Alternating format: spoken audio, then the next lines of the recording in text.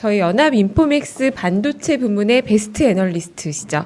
이승우 유진투자증권 리서치 센터장님 나와주셨습니다. 안녕하세요. 네, 안녕하세요. 안녕하세요. 네. 네, 지금 사실 국민주 수준으로 삼성전자를 투자자분들이 많이 가지고 계시잖아요. 그러게요. 네, 그래서 질문도 정말 많이 받으실 것 같아요. 네. 마침 이제 실적도 나왔는데 실적은 좋은데 왜 이렇게 주가가 못 오르는 걸까요? 근데 뭐 삼성전자만 그런 게 아니라 네, 제가 이제 오늘 한번 뽑아봤더니 전 세계 이제 반도체 시가총액 50위 네, 이 종목 중에 올해 들어서 지금 수익이 플러스 난 게 단 한 개도 없습니다. 네. 네, 네. 그러니까 결국은 이게 뭐 실적의 이슈가 아니라 결국은 뭐 매크로 불안에 따른 이제 하반기 이후에 경기 둔화 우려가 상당히 좀 반영이 많이 된 것 같고요. 사실 애널리스트들 지금 추정치가 다 좋아요. 네. 그죠? 근데 이제 시장에서 그걸 안 믿는 거죠. 네. 지금. 네. 그런 아니 상황으로 보고 사실 앞에서 1부에서도 잠깐 저희가 얘기하려다가 2부에 이제 센터장님 나와주시니까 잠깐 넘기고 그냥 왔는데요. 마이크론 실적 발표하는데 컨센서스도 상회하고 가이던스도 좋은데도 그 숫자를 올해 디맨 네. 서플라이도 정말로 좋게 얘기를 했거든요. 근데도 3일 내내 빠지더라고요.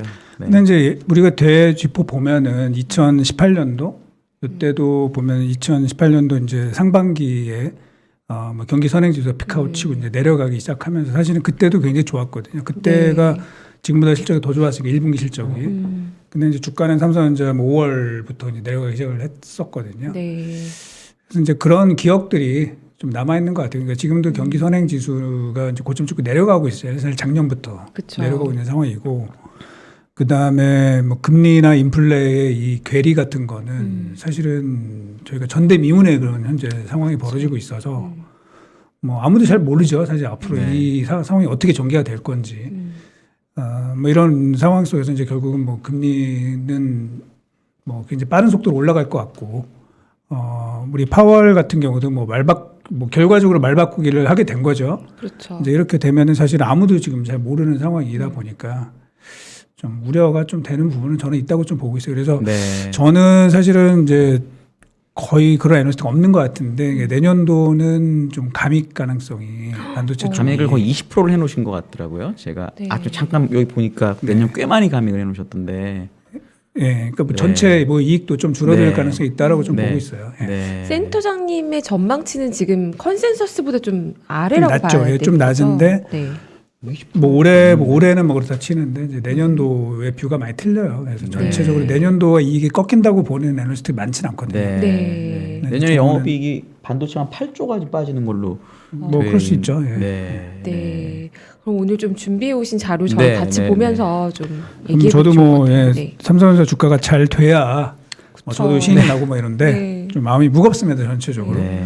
근데 어쨌든 저희가 상황을 좀 객관적으로 보고 이게 왜 그럴지 여러 가지 다각도에서 좀 설명을 드리도록 해보겠습니다. 네. 예. 그 먼저 이제 잠정 실적이 나왔으니까 오늘 또 마침 네. 날짜 맞춰가지고 이렇게 섭외를 하셨던 것 같은데 네. 일단 매출액 77조는 분기 매출 사상 최대 기록입니다. 역대 최고 기록이고요. 네. 영업이익이 14.1조 나와서 YOY로 이제 50% 증가했죠. 시장 컨센서스보다 한 1조 원 정도 네. 더 잘 나왔습니다. 그래서 뭐 좋았죠. 사실 좋았고 이거에 대해서 뭐 뒤에도 좀 나오겠지만 삼성전자 주가 실적은 항상 보면 거의 대부분 그 서프라이즈를 내는 편이죠. 그렇죠. 네. 네. 그 안 나오게 되면 이제 주가는 거의 여지없이 빠지는 거고 네. 서프라이즈가 나도 사실은 주가가 올라갈 확률이 이렇게 높진 않아요. 네. 네. 그래서 이제 그게 좀 안타까운 상황이고요. 향후 전망도 이제 보면은 저희가 뭐 숫자는 조금 바뀔 수는 있는데 올해 전망치 59조 원은 역대 최고가 될 것 같아요. 그래서 네. 그 정도로 보고 있고 뭐 매출액도 이제 320조 뭐 이 정도까지 저희는 뭐 잘 나올 것 같습니다. 올해 실적까지 굉장히 좋은데 분기별로 숫자를 보시면은 이제 저는 3분기까지는 좀 괜찮을 것 같고 네. 이제 하반 그 4분기부터는 조금 이익이 좀 떨어지기 시작하지 않을까라고 네. 저는 조심스럽게 보고 있어요. 그래서 왜 그렇게 보는지 뭐 그런 것들 좀 설명을 드리도록 하겠습니다. 네. 먼저 이제 요거는 오늘 또 실적이 나왔는데 또 주가 빠지고 이래서 2016년도 이후에 총 오늘까지 25번의 실적 발표가 있었는데요. 네.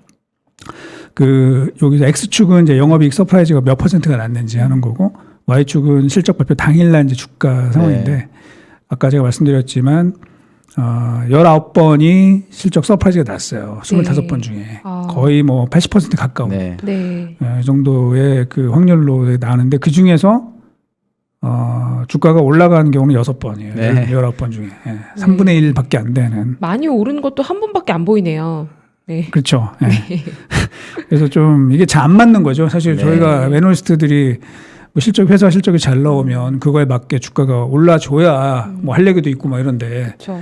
이게 지금 안 맞아 들어가니까 도대체 너네는 이제 뭘로 그 회사 밸류에이션을 하고 주가를 어떻게 평가하는지 이게 굉장히 좀 난감해지는 이런 상황이 좀 되고 그래도 있습니다. 실적이 하회하면 당일 주가는 거의 빠졌네요. 거의 진짜. 빠지죠. 그러니까 이거는 그러니까 삼성전자는 실적은 무조건 일단 상회를 하고 네. 나서 그다음 네. 얘기를 해야 돼요. 예. 잘 나오면 본전, 네. 못 나오면 네. 빠진다. 네.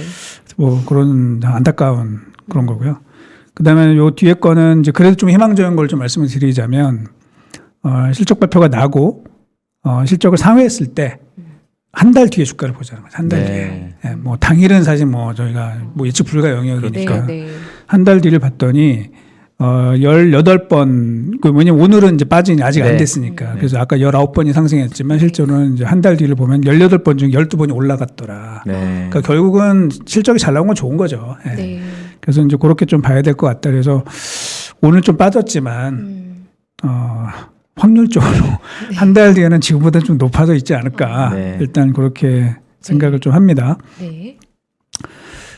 그 다음에 이제 이거는 뭐 참담한 이야기인데 2021년도하고 올해 1분기까지 1분기까지 이제 주요 반도체 업체들의 주가 성적표입니다. 그러니까 작년도 1년 한 해하고 올해 1분기 총 5분기 네. 동안에 주가 얼만큼 변했는지 하는 건데 뭐 아시겠지만 엔비디아가 지금 한 100, 물론 요즘엔 떨어졌지만 한 네. 108% 정도 올랐고요. 여기 제가 적어놓은 회사 중에서는 이제 삼성전자가 꼴찌입니다. 네. 예. 아, 안타깝죠. 예. 아니 역대급 실적이 나왔는데 이렇게 주가가 그렇죠. 예. 근데 이게 뭐 그래서 꼴찌라서 아까 말씀하신 부분 저도 되게 17년 사이클하고 비슷하다는 건 저도 어느 정도 동의가 되긴 하는데 그때는 17년 전자가 주가가 엄청 올랐잖아요. 그리고 빠진 거니까 이해를 하겠는데 이거는 주가가 저런데 그렇죠. 이게 좀 뭐가 좀 안 맞는 것 같아요. 그렇습니다. 안 맞는다기보다는 좀 이상해서. 그렇습니다. 네네. 그러니까 저도 그래서 사실은 올해 삼성전자 주가가 괜찮을 거라고 생각을 했어요. 네. 왜냐면 작년에 워낙 안 좋았기 그쵸. 때문에. 예. 근데 뭐 시작부터도 사실은 뭐 네. 전체 반도체 지수가 빠졌지만 네. 네. 올해까지 뭐 이렇게 가니까 뭐 실적이 안 좋은 것도 아니고. 네.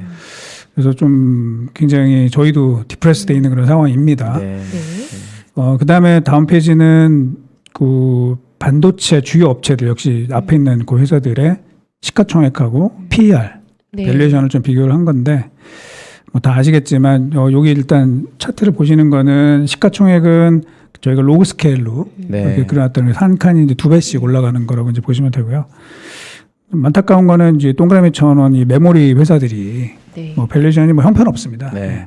그 미국 필라델피아 반도체 지수가 평균 PER이 대략 한 17에서 18배 정도 네. 되거든요.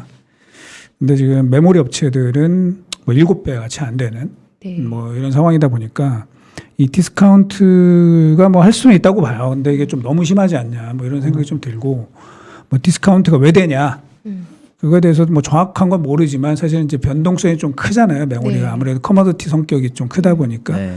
그래서 할인을 한다. 그것까지는 사실은 이제 어느 정도 수긍할 수 있겠어요. 근데 사실은 반도체 전체 그 시장에서 네. 메모리가 차지하는 비중을 보면은 사실 계속 좀 올라가고 있는 추세거든요. 네. 변동성은 크지만 네. 그래도 비중은 올라간다. 네. 네. 그래서 사실은 그 우리 반도체 업체들의 뭐 매출액 랭킹 순위 이런 걸 보면은 꾸준하게 올라가는 회사들이 메모리 업체들이에요. 네. 그래서 작년 기준으로 전세 반도체 업체들 중에서 매출 1등이 삼성전자고 네. 2등이 인텔이고 네. 3등이 SK 하이닉스, 네. 4등이 마이크론이란 말이에요. 네. 네. 그런데 저렇게 좀 돼 있는 건 좀 너무한 거 아니냐라고 그렇죠. 좀 생각이 좀 들어요. 그래서 네. 이게 저희가 모르는 뭐가 있나라는 이제 우려까지 안 할 수 없는 그렇죠. 이거는 좀 해도 너무한다라는 생각이 좀 계속 좀 드는 상황이고요. 네. 그다음에 그 아까 이제 맨 앞에 표를 말씀드렸지만 올해는 뭐 역대급 실적이 예상이 됩니다. 그래서 매출액은 300조 원 사상 처음으로 돌파를 할 것 같고 영업이익도 2018년도 기록을 현재 넘어설 가능성이 굉장히 네. 높아졌어요. 네. 왜냐하면은 뭐 아시는 것처럼 지금 환율도 상당히 지금 네. 달러가 좋은 편이고 그다음에 2분기는 뭐 저희가 뭐 하반기는 사실 아직 불투명하지만 2분기까지는 되게 괜찮을 것 같거든요. 특히 뭐 낸드 가격이 좀 네. 많이 올라갈 것 같고 네, 네. 뭐 이런 상황을 보면은 이게 넘어갈 가능성이 상당히 높겠다 이렇게 좀 보고 있습니다. 근데 아까 말씀드린 것처럼 저희는 내년도에 이게 이익이 계속 증가하기가 만만치 않을 것 같다. 이제 결국은 이제 경기 우려 때문에 그렇습니다. 네. 그래서 그런 걸 조금 이야기를 좀 드리려고 하고요. 그다음에 이제 요거는 삼성전자를 저희가 어떻게 볼까 하는 부분인데 네. 왼쪽에 있는 그래프는 삼성전자에서 이제 반도체를 뺀 나머지 사업부 네. 디스플레이랑 IM 그다음에 가전 네. 여기에 매출액을 합해서 보면은 10년 동안 매출액이 하나도 늘지 않았습니다. 네. 그대로네요. 네. 네. 굉장히 답답한 상황이죠. 네. 성장을 못한다는 겁니다. 사실 우리나라 경제 성장률도 연평균 뭐 2, 3%가 계속 꾸준하게 그렇죠. 나오는데 네. 삼성전자 반도체 빼면은 성장을 아예 못한다. 뭐 이렇게 봐야 되고요. 이 사업부들의 영업이익은 2012년도 25조였던 게 네. 지금 작년에 실적이 좋았음에도 불구하고 22조입니다. 네, 성장을 못해요. 그 결국은 삼성전자가 그나마 버티고 있는 건 반도체라는 거죠. 그래서 반도체가 사실 삼성전자의 뭐 주가 드라이버인 거는 분명한 겁니다. 그래서 네.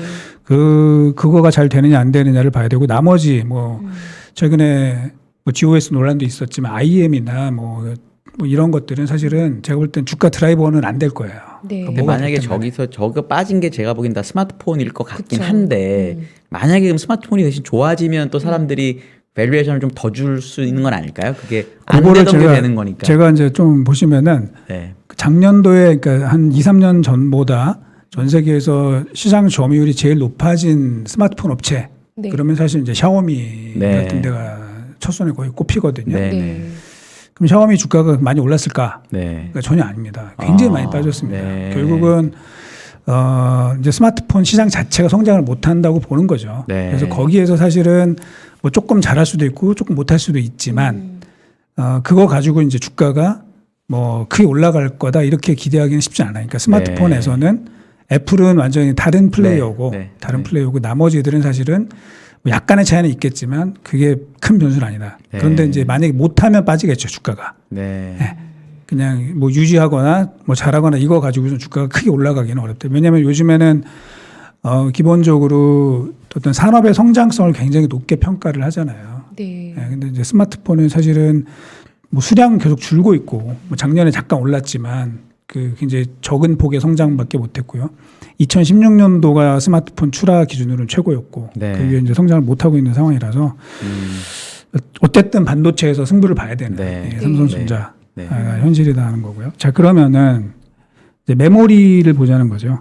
삼성전자 뭐 반도체 사업을 메모리하고 비메모리 이렇게 나눌 수 있는데 이건 2016년도부터 분기별로 이제 삼성, SK하이닉스, 마이크론을 저희가 그 캘린더 미어 조정을 해가지고 이제 똑같이 맞춰 그린 건데 뭐 하여튼 결론적으로는 마진 격차 줄었다는 거죠. 예. 네. 네. 결론적으로는 삼성이랑 뭐 이유가 여러 가지가 있죠. 삼성이 그동안 EUV 쪽에 투자를 하면서 관련된 연구 개발비 뭐 이런 것들이 많이 들어간 거는 사실이에요. 네. 그래서 선제적인 투자도 많이 했고 연구 개발도 많이 해서 뭐 그렇다고는 하지만 이게 좀 단순하게 보면은 여기 격차가 줄었네 뭐 이렇게 되면은 네. 향후에 뭐 메모리 업황이 좋아진다.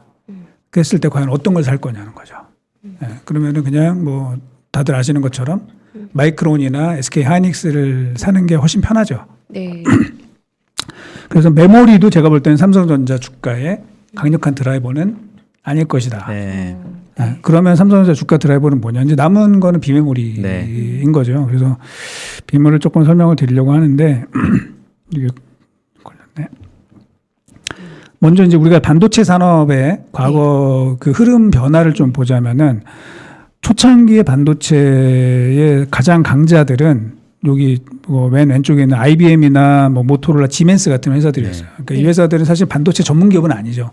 그냥 종합 전자 IT 회사인데 거기에 한 사업부에서 반도체를 했던 거죠. 그래서 자기네 제품에 맞는 반도체를 자기네가 설계하고 만들고 뭐 북치고 장구치고 혼자 다 하는 네. 이런 상황이었다가 이제 80년대 이후에 반도체만 전문적으로 하는 업체들이 이제 등장을 하게 됩니다. 그래서 일본의 NEC라든지 미국의 인텔, 텍사스 인스트루먼트, 물론 텍사스 인스트루먼트 그 전부터 굉장히 오래된 회사였지만 그렇죠. 이제 좀 본격적으로 반도체가 확 커진 시기에 이렇게 돼서 결국은 세트 부문과 반도체 부문이 분리되는 이런 이제 비즈니스 모델이 나오게 됐고요. 알고 계신 것처럼 그 이후에는 반도체 업체들도 좀 세분화된 거죠. 네. 그래서 팹리스, 파운드리, 그다음에 오사트 업체들 이렇게 이제 분리가 되면서 퀄컴이나 TSMC, 그다음에 ASE 이런 회사들이 등장하게 됐고, 그다음에 사실 2010년대부터는 제가 볼 때는 다시 세트랑 칩 설계가 다시 합쳐지는 네. 이런 특성이 굉장히 강해졌다. 예를 들면 이제 스마트폰에서 애플, 삼성, 자기네 스마트폰에 들어가는 칩을 자기네가 물론 뭐 삼성이 퀄컴 걸 쓰기도 하지만 네. 이렇게 됐고, 하웨이도 자기네가 설계를 하고 스마트폰 업체였지만 반도체를 갖지 못했던 LG전자 이런 데들은 이제 도태되고 뭐 이런 특성이 있었고요. 제가 엔비디아도 적어놨지만 사실 엔비디아도 뭐냐면 원래는 그래픽 카드 업체예요. 그래픽 카드 업체인데 거기에 들어가는 이제 GPU 반도체를 이제 직접 설계해서 자기네가 전체 생태계를 꾸려 나가는 이런 모델을 했었다라고 보고 있고요. 앞으로는 이제 어떻게 될 것 같냐? 결국은 우리 반도체에서도 빅테크가 전면에 등장할 거라고 보는 거죠. 네. 그래서 뭐 애플, 그다음에 구글, 테슬라 이런 업체들이 직접 자기네 서비스나 자기네 프로덕트를 그 설계를 하는 거기에 맞는 설계를 하는 그런 업체가 되면서 이 팹리스가 더 확장이 될 것 같아요. 그러니까 지금은 뭐 그 반도체만 전문적으로 설계하는 이런 업체들이 있지만 그렇지 않은 업체들도 뭐 전체 애플 비슷하게 가는 거죠. 자기네 제품에 최적화된 반도체를 설계하려고 하는 그런 업체들이 많아진다. 그래서 이거는 굉장히 중요한 변화라고 보고 있고, 그래서 파운드리가 이제 중요해질 수밖에 없습니다. 그 여기 그림이 있는데 이제 왼쪽에 있는 그림은 역시 반도체 전체에서 팹리스가 차지하는 그 매출액하고 그 비중입니다. 이렇게 보시면은 2000년도에 전체 반도체에서 팹리스 업체들이 차지하는 비중이 한 8%였는데 작년에는 30% 정도까지 이렇게 올라갔습니다. 그러니까 팹리스가 계속 커질 것이다. 뭐 당연히 팹리스가 커지면 거기에 부수적으로 따라가는 이제 파운드리도 당연히 중요해지겠죠. 물론 여기서 그럼 삼성전자가 팹리스 업체를 크면 좋겠죠. 그게 제일 좋은 거죠. 근데 사실은 이게 만만치는 않아요. 왜냐하면 정말 반도체를 잘 만들기 위해서는 뭐가 중요하냐면 서비스랑 생태계 전체를 관할하는 그 능력이 있어야 돼요. 네. 그러니까 아까도 말씀드린 뭐 예를 들면 자율주행 그 뭐 반도체를 만든다. 그거는 자율주행을 제일 잘 이해하고 있는 뭐 테슬라나 이런 자동차 업체들이 직접 하는 게 훨씬 더 제가 볼 때는 특화된 그 품질을 만들 수 있다라고 저는 보거든요. 그래서 삼성이 다 할 수 있으면 좋겠지만 그게 쉽지 않다. 그러면 삼성이 잘할 수 있는 거는 결국은 파운드리다 하는 거죠. 그리고 아까 앞에도 말씀드린 것처럼 파운드리 팹리스 업체들이 이제 단순하게 이제 반도체 전문 업체에서 빅테크로 확대가 되면은 이 회사들이 그 지불할 수 있는 파운드리는 사실 제조 원가라는 개념이니까 거기에 지불할 수 있는 여력도 더 커질 걸로 보고 있습니다. 그래서 지금 통계로 잡히는 팹리스 1등, 2등은 뭐 퀄컴, 브로드컴 이렇게 보고 있지만 뭐 아시겠지만 이미 TSMC의 최대 고객은 애플이거든요. 그리고 이제 거기에 구글, 테슬라, 뭐 마이크로소프트 이런 업체들이 등장하게 될 겁니다. 그러니까 사실은 파운드리가 이제 좋게 저희가 볼 수밖에 없죠. 그래서 이제 그런 부분을 좀 말씀을 드려야 되는데요. 그러면 삼성전자 파운드리의 비즈니스가 어떻게 되어 있는지 그 비메모리 사업의 구조를 잠깐 설명을 드리면은 일단 뭐 캐파 자체는 뭐 8인치가 240K가 있다 그러고 10인치가 한 320K 정도가 되어 있다고 합니다. TSMC랑 비교하면 3분의 1 정도 되는 상황인데 작년에 여기 제가 이제 삼성전자 비메모리 사업 구조를 이렇게 그려놨는데 작년에 매출액이 21.6조 원이에요. 21.6조 원이고 달러로 치면 198억 달러 정도 되는데 이게 삼성전자 파운드리가 있고 삼성 LSI가 있단 말이죠. 삼성 LSI는 삼성전자 브랜드가 찍혀 있는 제품들인 거죠. 그래서 뭐 CMOS 이미지 센서나 LCD 드라이버 IC, 엑시노스, 뭐 기타, 뭐 PMIC 뭐 이런 것들입니다. 그거 매출액이 111억 달러 정도로 추정이 됩니다. 삼성이 밝히진 않아요. 근데 저희가 추정이 그 정도 되고 그 파운드리 매출은 158억 달러 정도 되는데 뭐 당연히 교집합이 생기겠죠. 거기에. 그래서 삼성전자 파운드리의 매출의 158억 달러 중에 약 45%가 결국은 삼성 LSI의 그 매출액이 커버가 되는 거고 나머지 한 55%, 한 87억 달러가 결국 외부 순수 파운드리가 되는 거고요. 참고로 이제 그 TSMC 같은 경우는 작년에 매출액이 568억 달러니까 네.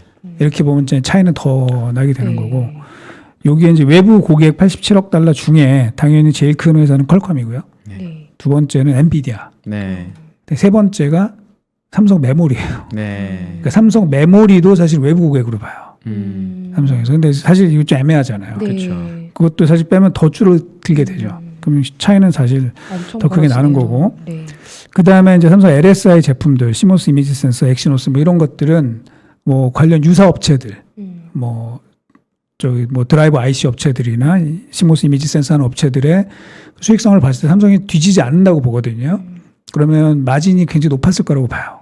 네. 뭐 두 자릿수 마진이 났을 네. 것이다. 20%뭐 이런 마진이 났을 거라고 보고 있는데 작년에 삼성전자 비메모리 전체 영업이익률 한 자릿수 중반입니다. 자, 이렇게 보면은 사실은 비공식적이지만 파운드리가 딱 떼놓고 보면은 이게 안 났을 것 같다. 그렇겠네요. 네. 그렇겠네요. 그렇게 네. 보는 게 맞고요.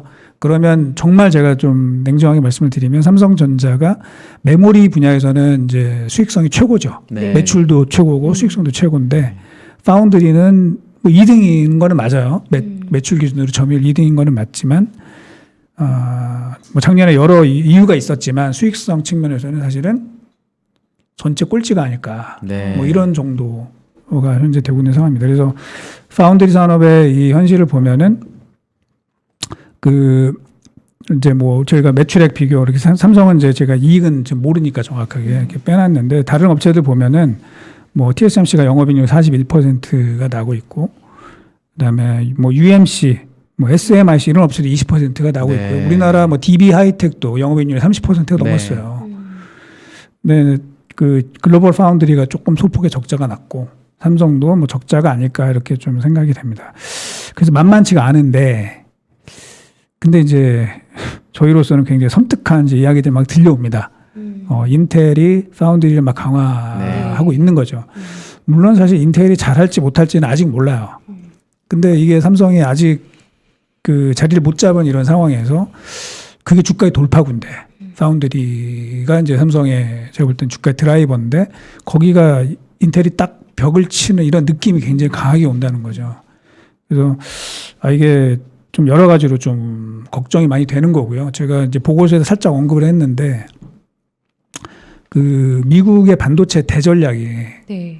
좀 바뀌는 거 아닌가 이런 생각이 많이 든단 말이죠. 그러니까 결국은 뭐 이유가 어찌 됐건 간에 뭐 코로나도 있었고 그다음에 미중 갈등, 패권 다툼 이런 것도 있으면서 반도체가 굉장히 국가 안보 전략적인 측면에서 중요해지다 보니까 결국은 과거에 미국은 반도체 생산을 아시아에 좀 의존을 네. 하면서 자기네들은 IT 산업 그 자체를 이끌어가는 이런 모델로 갔었다고 보는데 이제는 그것까지도 자기네가 중심을 두고 가겠다 이렇게 나오는 거는 우리로서는 굉장히 사실 섬뜩한 얘기입니다. 이게 뭐 삼성전자 주가를 떠나서 네. 반도체가 한국 경제에서 차지하는 이 중요도를 따지면은 사실은 이제 굉장히 등골이 오싹해지는 그런 이야기이기 때문에 뭐 네. 이거는 뭐 제 그냥 네. 뭐 개인적인 그 생각인데 좀 그거를 어떻게 저희가 잘 풀어 나가야 될지가 앞으로 국가 전략적인 차원에서 굉장히 중요하다고 좀 보고 있습니다.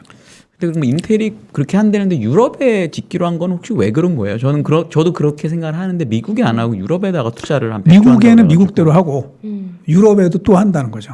언론엔 되게 유럽계 크게 많이 나왔거든요. 많이 워낙 나왔죠. 금액도 크고 했으니까 네. 근데 미국의 투자가 더 많아요. 전체 금액은. 네. 네. 근데 이제 유럽이 사실은 유럽도 마찬가지인 게 유럽도 반도체 산업의 대부분을 아시아에 의존을 하고 있었죠. 네.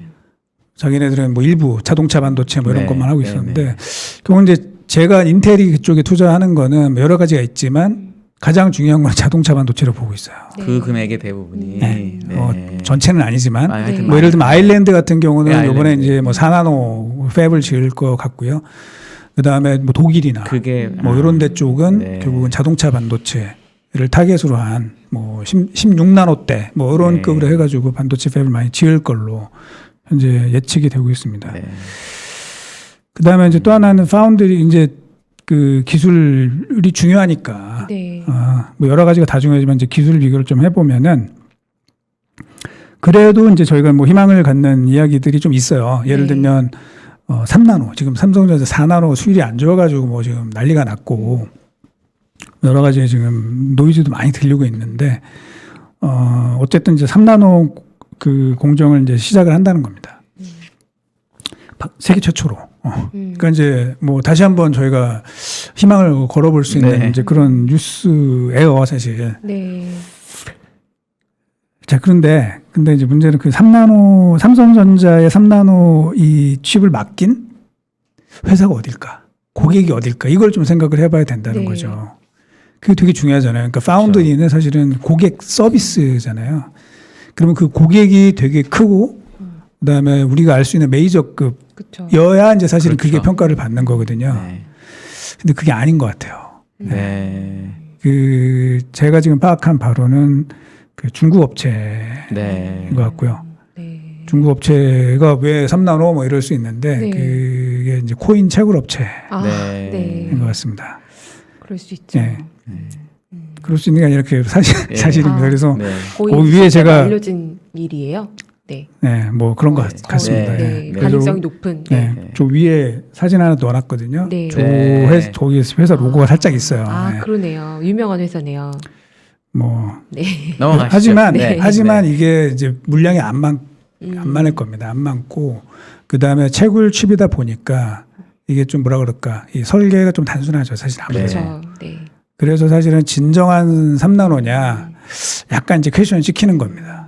그래서 이제 좋은 고객이 와야 돼요. 사실 퀄컴이나 뭐 애플이나 엔비디아 이런 데가 3나노를 삼성 걸 써줘야 그게 이제 저희가 한번 이게 믿을만 하는 거 이렇게 가는 건데 이건 아직은 좀 내가 볼 땐 퀘션이다라고 봐야 돼요. 그래서 이제 많은 언론이나 또는 뭐 방송하시는 분들이 이제 삼성이 2분기 때 3나노를 시작하면 이제 TSMC 다시 역전이다. 네. 그래서 좀 희망 섞인 말씀들을 하시는데 저도 사실 희망을 갖고 싶은데 이게 이제 요번에는 아닌 것 같아요. 예, 이번에는 아니고 결국은 내년도에 가서 삼성이 빨리 잘 하느냐 이게 좀 중요해질 것 같습니다. 근데 지금 방금 보여주신 그 페이지에서 인텔이 지금 하반기 4나노 공정 시작한다. 근데 예. 인텔이 또 그렇게 막 잘하지 못하면은 또 삼성한테 좀 더 다시 좀 주목받거나 이럴 가능성은 좀 없을까요? 그럴 수 있어요. 예, 사실 네. 인텔이 뭐 예전에 인텔이 아니거든요. 네. 예전에 인텔이 아니라서 지금 뭐 저렇게 얘기는 했지만 사실 정말 잘할지 안 할지는 잘 그쵸. 모르고 지금 유럽에 뭐 또는 미국에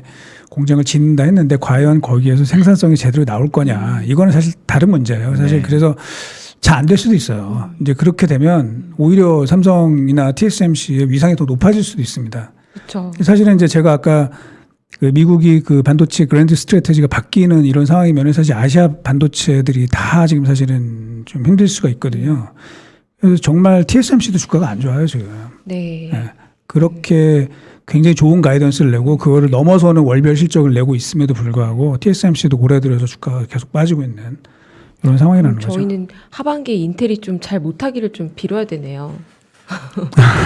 인텔도 주가가 별로라서 그냥 다 별로인 거 다 같기도 별로입니다. 하고, 예, 다 별로인데. 인텔도 네. 영 별로라서 다 요즘은. 별로인데 사실은 그 이거는 뭐 하반기 문제가 아니라 네. 제가 볼 땐 정말 좀 장기적으로. 장기적인 이 이슈이기 때문에 네.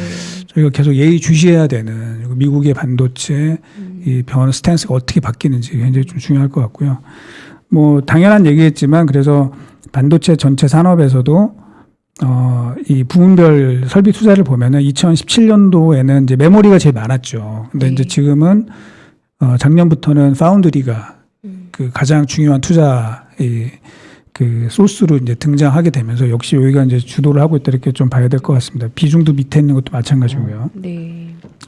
자, 그런데 또 한편으로는 사실은 저희가 파운드리 하지만 이게 투자가 너무 많아요, 지금. 제가 보면. 이거 정말 다 됐을 때 과연 이거가 다 수용 가능할 것인지 이것도 사실은 퀘스천입니다. 그래서 2023년, 2024년에 실제로 새롭게 가동되는 계획상으로는 그 반도체 공장들이 너무너무 많아요. 네. 그러면은 그때 가서 파운드리가 사실 뭐 지금처럼 엄청 좋은 얘기만 들리지 않을 수도 있다. 네. 거기다가 경기 둔화 얘기도 있으니까 물론 투자가 된다는 전제하에 투자가 또 안 될 수도 있거든요. 그래서 이런 변수들이 전제 남아 있다라는 거고 그다음에 업체별로도 봐서도요. 지금 삼성전자가 사실 굉장히 오랫동안 가장 많은 투자를 하는 회사가 됐었는데, 이제 올해 바뀌겠죠. 그래서 TSMC가 최대 투자 반도체 업체가 네. 되고, 삼성전자가 좀 밀려나고, 인텔이 또 굉장히 치고 올라오고, 그래서 이 투자 증가율을 보면은 TSMC는 작년 대비 최소 한 40% 정도 투자를 늘릴 것 같고, 삼성은 늘리지 않을 것 같아요. 지금 현재 상황으로는 네. 그런 것 같고, 인텔도 한 50% 늘리면서 이렇게 좀 많이 추격을 한다 이렇게 좀 보고 있습니다. 특히 그 왼쪽에 이제 빨간색으로 써놨는데, 인텔이 뭐 애리조나에 지금 200억 불 뭐 얘기를 했고, 오하이오에 1차로 200억 불 등 향후 10년간 1,000억 달러를 투자하겠다라고 얘기를 했고요. 이제 유럽에 나오는 거는 10년간 800억 유로, 그러니까 비슷한 거죠. 이게 한 네. 1,000억 달러 비슷하게 되는 거라서. 네. 뭐 미국에가 중심이 되는 거고, 이제 유럽은 사실은 될지 안 될지는 사실 약간 퀘스천입니다. 이것도. 네. 일단 발표는 저렇게 했습니다. 내용은 이제 독일에 좀 많이 하고, 그다음 아일랜드에 현재 팹이 있는데 이제 거기에 추가로 4나노 팹을 짓겠다, 뭐 이렇게 발표가 좀 나오고 있고요. 그 이외에 뭐 이태리, 프랑스, 폴란드, 스페인에 각각 연구소라든지 또는 뭐 슈퍼컴퓨터, 네. 양자 컴퓨터 이런 연구소들을 좀 그 협력해 나가겠다 이런 얘기들 하고 있고, 이스라엘에도 이제 지금 공장이 있는데 좀 추가로 투자하겠다 이런 얘기를 하면서, 어쨌든 인텔의 그 팻 겔싱어가 굉장히 야심찬 그런 전략을 내세워서 저희로서는 상당히 긴장하지 않을 수 없는, 이게 만약에 저런 방향으로 계속 밀고 나가고, 또 팻 겔싱어가 워낙에 뛰어난 분이고 그 굉장히 신뢰를 많이 받는 사람이라서 어떻게 보면 지도력이 상당히 높아질 수 있다 이런 얘기들이 있거든요. 그래서 그런 부분들도 저희가 좀 주의해야 될 부분입니다. 실제로 뭐 인텔의 그 팹 투자 계획들을 보면은 뭐 지금 제가 팹별로 지금 다 보고 있는데, 특히 2023년, 2024년도에 이제 본격적이고요. 유럽은 사실은 이제 발표는 했지만 본격적인 가동은 사실 2027년. 네. 좀 늦은 얘기인데 이미 막 이렇게 던져 놓고 있습니다. 그래서 이게 저희 생각에는 삼성이 저렇게 해야 되는데, 그렇죠. 그래서 네. 그쪽에 고객들을 빨리 확보를 하고 이렇게 돼야 되는데, 인텔이 저런 얘기를 했고, 또 사실 TSMC도 또 유럽 투자 얘기를 지금 네. 하고 있거든요. 그래서 그쪽에 있는 업체들이 먼저 저렇게 선수를 치면은, 이게 우리가 생각했던 삼성전자의 파운드리의 미래, 네. 이게 좀 안개 속으로 빠져드는 거 아니냐, 이런 우려들이 좀 있는 거죠. 근데 지금 인텔은 파운드리 매출이 많지 않잖아요. 없죠. 지금. 네, 예, 지금은 거의 없습니다. 없는데 없다가 저렇게 램프업을 하는 게 수율이 나오나요? 지금 그게 너무 궁금하더라고요. 그게 이제 사실 아무도 몰라요. 예, 아무도 근데 이제 모르는 궁금하시니까 이야기라. 여쭤보는 예, 저는 모르니까 저희는. 아무도 모릅니다. 네. 예. 그래서 저희가 이제 우려가 지금 있는 거고, 네. 그게 인텔이 잘 될지 안 될지는 네. 그때 가봐야 아는 그 것이고요. 정도인가요? 전혀 모른다. 네. 인테리어도. 예. 왜냐하면은 실제로 이게 만만치가 않은 게, 여기 네. 보면은 인텔의 애리조나 팹, 여기 그 세 번째 줄이 있는데, 예. 세 번째 줄 네. 애리조나 팹 뭐 12, 22, 32, 42까지가 있는데, 그 팹 42 같은 경우는 2010년도에 건설을 시작했어요. 근데 가동이 작년에 됐어요. 네. 미국이라서 그런 것이 건설이 워낙 엄청 오래 걸립니다. 11년, 심하게 11년 하다가. 걸린 건 네. 진짜 막 오래 걸린 네. 거네요. 네. 그래서 뭐 계획은 저렇게 잡았지만 사실은 잘 못할 수도 있습니다. 2030년에 유럽 가동한다 이럴 수도 있겠네요. 그럴 수도 있습니다. 네. 그래서 저희가 일단은 뭐 발표를 했으니까 우려는 되지만, 그렇죠. 그게 네. 잘 될지 안 될지, 그래서 뭐 삼성이 안 되고 네. 이런 건 아니라는 거죠. 다만 네. 이제 지금은 그런 우려들이 되게 많이 있는 거는 사실이다. 그렇게 좀 말씀을 드리고, 그다음에 이제 미국에 이제 이게 그 백악관에서 나온 보고서 중에 제가 일부 좀 적어놓은 건데, 미국의 반도체 이노베이션 폴리시라고 되어 있습니다. 뭐 1, 2, 3번은 뭐 그렇다 치자 이거죠. 뭐 뻔한 이야기들. 뭐 미국이 반도체 리더십을 갖고 투자를 한다. 2번은 미국의 뭐 워크포스를 강화한다. 뭐 이런 거고. 그다음에 자유무역, 그다음에 IP를 보호하는 이런 걸, 뭐 이건 일반적인 건데, 이제 4번이 이게 좀 껄쩍지근하다는 거죠. 예. like-minded economies랑 협력을 강화해 나가겠다, 뭐 이런 거거든요. 영어로 이런 표현 자주 쓰나요? 정책에서? like minded economy라는 표현은. 네. 뭐 네. 어쨌든 이거는 이제 결국은 나누겠다는 거죠. 결국은 서방 자유세계하고 네. 그 반대 진영을 네. 철저히 나누겠다는 건데 이게 이제 우리로서는 사실 좋은 얘기는 아니에요. 사실 우리나라는 전 세계 경제가 좀 통합이 되면서 자유무역 체제에서 사실 우리가 큰 수혜를 받던 나라이기 때문에 뭐 이런 경제적인 분야의 안보 뭐 이런 게 지금 껴들어가기 시작을 하면은 사실은 우리로서는 굉장히 좀 후달거리는 이런 상황이 좀 발생할 수 있다라는 거죠. 그래서 여기에서 지금 뭐 새로운 정부가 어쨌든 요 그 장기적인 외교 전략 또 산업 전략 이거를 슬기롭게 잘 꾸려 나가는 게 굉장히 중요할 것 같다라는 말씀을 좀 드리고요. 이게 이제 미국이 그러면 아까 제가 뭐 인텔이 잘 될지 안 될지 잘 모르는 상황인데 네. 근데 우리가 이제 겁먹을 수밖에 없는 거는 우리 반도체 산업이 되게 잘하기는 하지만 굉장히 취약하다는 거죠. 결국은. 네. 그래서 이제 요것도 역시 미국에서 나온 보고서인데 각 반도체의 각 부문별로 이제 부가가치가 어느 나라가 이제 강한지 이제 그거를 네. 정리를 한 거예요. 그래서 전체 반도체를 보면은 토탈 밸류가 100이라 그러면 이제 반도체 설계 쪽이 32, 그 다음에 fab 즉 이제 제조 쪽이 한 56, 그다음에 ATP 어셈블리 테스트 앤 패키지가 한 12% 정도의 네. 부가가치가 있는 건데 전체를 보면은 이제 미국이 전체 한 39%의 부가가치를 갖고 한국이 그래도 높죠. 16%. 거기까지는 좋은데 그 다음에 이제 제가 이 빨간색으로 쳐놓은 부분이 있어요. 근데 특정 분야는 그냥 아예 없습니다 지금 사실. 네. 그래서 뭐 EDA 즉 반도체 설계 소프트웨어나 IP 이런 쪽에서는 그 미국이 사실 좌지우지할 수 있다라는 거예요. 그래서 아까 like-minded economies 이게 굉장히 중요하다는 거죠. 그래서 이게 아니다 싶으면은 이제 배척하는 이런 단계가 될 거고, 근데 이제 아시아를 약간 지금 거리를 두려고 하는 뭐 이런 움직임이 있어서 굉장히 저희로서는 아주 좀 기분이 안 좋습니다. 이제 그게 그렇게 되는 거고, 그 다음에 이 전공정에서 이제 머티리얼하고 핵심 장비 쪽도 우리나라 굉장히 취약하죠. 그래서 이제 그런 것들을 통제를 할 수 있다. 그러면 어떻게 해야 될 건지 이게 이제 굉장히 중요할 것 같고요. 이제 결국은 이거는 아시아가 다 우리나라만 그런 게 아니라 대만도 그렇고 뭐 중국은 더 하고요. 그러면서 미국이 어느 정도는 이거를 컨트롤할 수 있다는 거죠. 물론 지금의 그 많은 경쟁력, 제조 경쟁력은 한국과 대만에 집중되어 있지만 뭔가 자기네가 매니플레이션 할 수 있는 그런 힘은 아직은 남아있기 때문에 그게 이제 저희로서는 좀 부담스러운 그런 상황이라고 좀 보고 있습니다. 그래서 이 미국이 정말로 만약에 정말로 이 반도체 전략을 바꾼다면 무슨 일이 벌어질 거냐. 이거는 이제 뭐 얘기 안 드려도 잘 아시겠지만 한국 경제에서 반도체가 차지하는 위상이 너무 크다는 거죠. 그러니까 이 왼쪽에 있는 그 막대 그래프를 보시면은 세계 경제에서 반도체 매출이 차지하는 비중은 0.6%예요. 네. 근데 한국 GDP에서 반도체가 차지하는 비중 7%가 넘습니다. 10배 이상 10배 중요하다는 넘네요. 거죠. 중요한 거고. 근데 무역 수지도 보면 작년에 우리나라 전체 무역 수지가 300억 달러인데 반도체에서만 670억 달러거든요.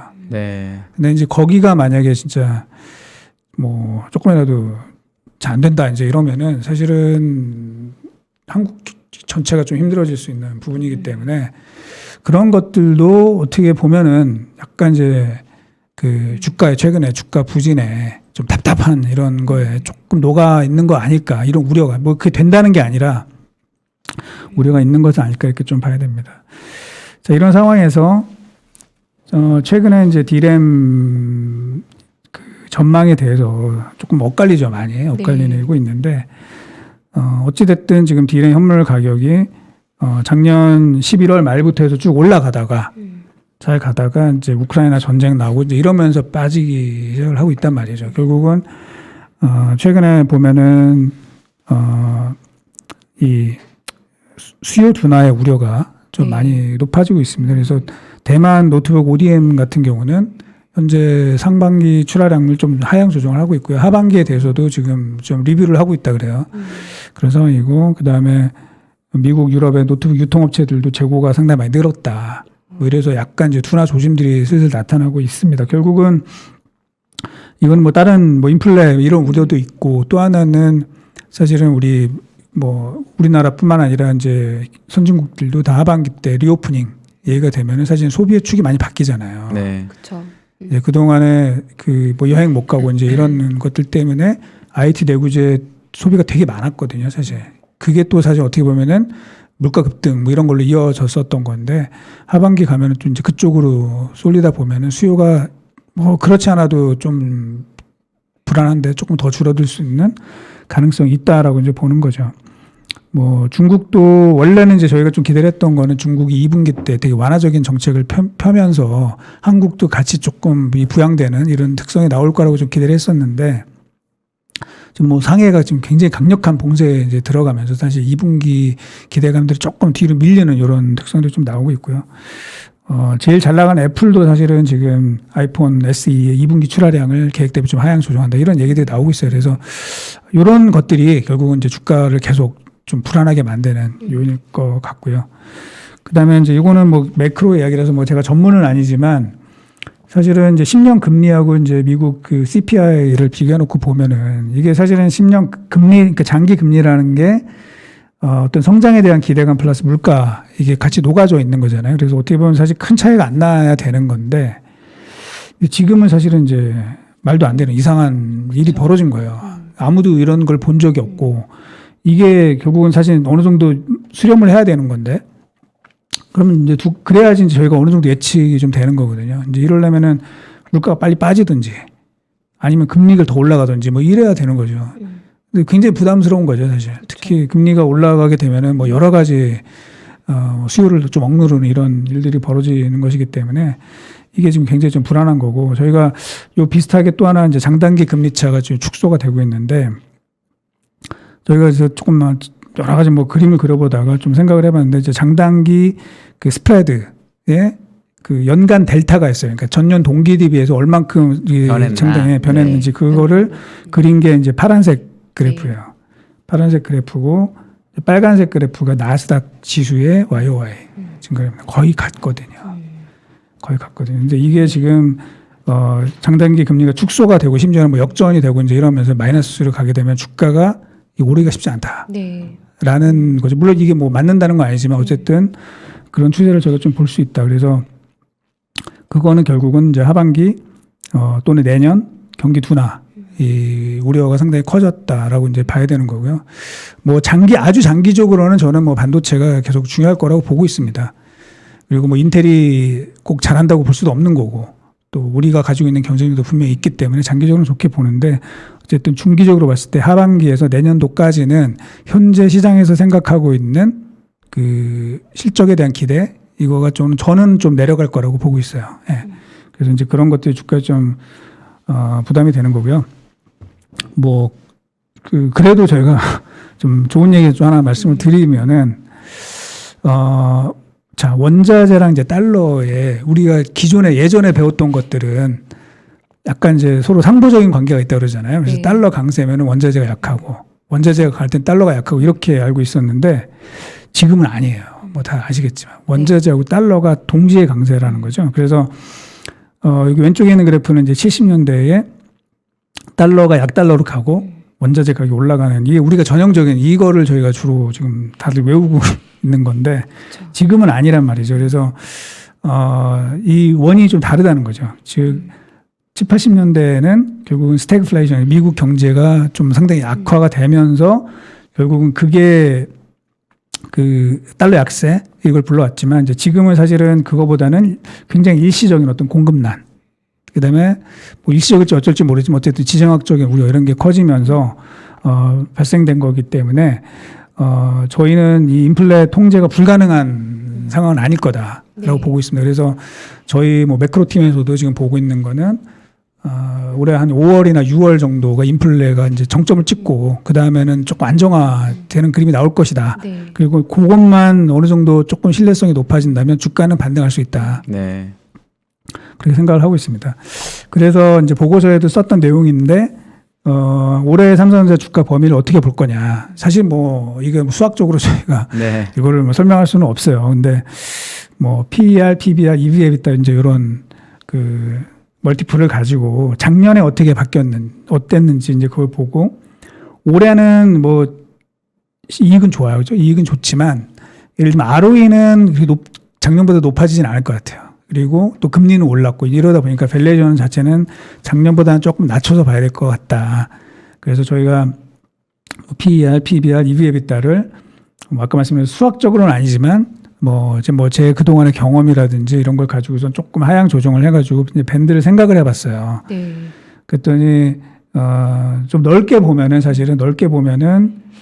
저점이 한 64,000원, 고점은 한 9만 원대가 나오고요. 네. 그다음에 이걸 이제 평균해서 보면은 저점 68,000원, 고점은 한 88,000원 이렇게 좀 보고 있습니다. 그래서 보고서는 저희가 TP 이제 88,000원으로 냈고, 네. 주가는 이제 하단은 68,000원인데 지금 주가가 68,000원이잖아요. 네. 오늘 깨진 않았죠, 68,000원. 장중에 잠깐 깼었는데 깼었나요, 어쨌든 장중에? 종가는 68,000원으로 예. 끝났습니다. 그래서 네. 상황이 아주 낙관적이라고 볼 수는 없겠지만 이제 지금 주가는 제가 봐서는 상당히 낮다. 좀 과도할 정도 낮다. 이렇게 보면은 아까 처음에 말씀드린 것처럼 한 달 뒤에는 지금보다는 상당히 올라가 있을 거다 주가가. 네. 그런 말씀을 좀 드리고 싶습니다. 예. 네. 그래서 이 정도까지 제가 좀 말씀을 드리고요. 혹시 질문이나 다른 의견 있으시면. 저는 일단은 첫 번째 질문은 사실 그러니까 몇 개월 전만 해도 삼성전자에 대해서 주가가 이렇게까지 갈지는 몰랐잖아요. 근데 그 사이에 발생한 제일 안 좋았던 변수가 뭐였는지가 궁금하고요. 애널리스트들 컨센서스는 어느 정도나 더 내려와야 된다고 보시는지 어떻게 보시나요? 그러니까 지금 먼저 이제 그동안에 안 좋았던 뉴스들은 일단 4나노 수율 이슈가 있었죠. 그게 굉장히 물론 작년부터 있었어요. 사실 작년부터 있었는데 올해 되면 좀 좋아질 줄 알았는데 네. 이거 계속 안 좋은 거죠. 그래서 사실은 그걸로 인해서 삼성 IM도 영향을 좀 받았습니다. 왜냐하면 엑시노스가 충분히 공급이 안 됐기 때문에 원래 갤럭시 S22 처음 나왔을 때 이제 유럽에서 반응이 워낙 좋아서 이게 분기에 1,000만 대를 갈 수도 있다. 이런 얘기가 있었는데 이제 그거가 안 됐죠. 한 800만 대 정도 좀 그쳤고 그다음에 이제 GOS 이슈가 있었죠. 이거는 사실은 원인은 정확히 모르는 거죠. 사실 퀄컴이 잘못한 건지 삼성의 파운드리 제조에 문제가 있는 건지 아직은 정확히 모르지만 어쨌든 이제 그게 겹치면서 결국은 삼성전자의 신뢰에 대해서 신뢰성에 조금 타격을 많이 준 거는 사실이에요. 그러니까 실적에는 그게 큰 영향은 없을 수 있겠지만 네. 어쨌든 심리적으로는 삼성 왜 이러지 이런 생각이 이제 좀 들 수밖에 없죠. 우리가 삼성 하면은 사실 기술의 삼성, 초격차 이런 거 계속 그렇게 믿어왔는데 그쵸. 이게 계속 좀 지지부진하게 이렇게 된 것이고. 근데 또 하나는 아까 이제 제가 삼성이 반도체 빼고 나머지 사업부가 성장을 잘 못했다. 근데 성장을 해야 되잖아요, 기업은. 그쵸. 성장 어떻게 할 거냐. 그럼 자체에서 안 되면 사실 M&A잖아요. M&A를 한다고 이제 삼성이 대대적으로 언론 보도도 내고 이랬는데 어쨌거나 지금 안 된 거잖아요. 의미 있는 M&A를 한다고 했는데 지금 어쨌거나 아직까지는 안 됐고 반면에 그런 와중에 다른 경쟁사 반도체 업체들은 조용히 M&A를 했단 말이죠. 다 AMD도 하고 퀄컴도 하고 엔비디아도 ARM은 실패했지만 또 브라이트 컴퓨팅 이런 데 지금 M&A 하면서 했단 말이죠. 네. 도대체 지금 잘 되는 거 없는 거 아닌가 이런 것들이 조금 좀 겹쳤습니다. 그래서 잘 돼야죠. 잘 돼야 되는데 어쨌든 좀 실망스러운 부분들이 좀 있었고 그게 지금 주가에 좀 많이 반영이 됐고요. 근데 제가 볼 때는 그걸 감안해도 지금은 좀 많이 낮다 주가가. 네. 네, 그렇게 보고 있습니다. 그리고 이제 실적이 이제 꺾일 거라고 전망하셨는데 그래도 주가는 바닥권이라고 보시는 게 네. 한번 꺾였다가 내년까지도 실적이 내려갈 거라고 보시는데도 주가는 바닥권으로 상승하려면 네. 어떤 게 이제 반전의 모멘텀이 될 수 있을까요? 제일 중요한 거는 이제 파운드리 수율이에요. 네. 네. 4나노 수율이 갑자기 좀 좋아졌다. 이러면서 예를 들면 저희가 바라건데 퀄컴이 TSMC를 고려했다가 삼성에 남겠다라든지 이런 또 엔비디아랑 추가 계약을 했다든지 이런 게 나오면 제가 볼 땐 그거 자체만으로도 주가는 좀 튀어 올라갈 수 있다 기대를 합니다. 네. 그리고 마지막으로 하나만 더 질문 드리면요. 사실 이건 좀 개인적인 궁금함인데 중국이 지금 코로나로 상해 봉쇄 이러고 계속 코로나 숫자가 좀 안 안 좋은 상태잖아요. 그리고 사실 저희는 지금 웬만한 국가들은 다 위드 코로나 가지만 중국은 아직 안 그런 상태여서 이게 이제 조금 장기화된다라고 한다면 혹시나 이 반도체 시장에는 어느 정도 영향이 있을 거라고 보시나요? 지금보다도 더 시장이 수요가 좀 더 약해질 수 있다고 보시나요? 그런 우려가 있는 거죠. 예. 그런 우려 뭐 어떻게 될지 모르지만 네. 마찬가지로 그게 뭐 공급망 이슈보다는 그러니까 중국이라는데 워낙 수요가 큰 데니까 거기에 따른 영향도 또 주가에 네. 또 반영이 되어 있는 거 아닌가 이렇게 좀 봅니다. 그럼 뭐 상상할 수 있는 악재는 그래도 상당 부분 다 반영이 됐다고 봐야 될까요? 뭐 상당 부분, 상당 부분 네, 봐야 될 것 돼 같다. 있다고 봐야죠. 예. 네.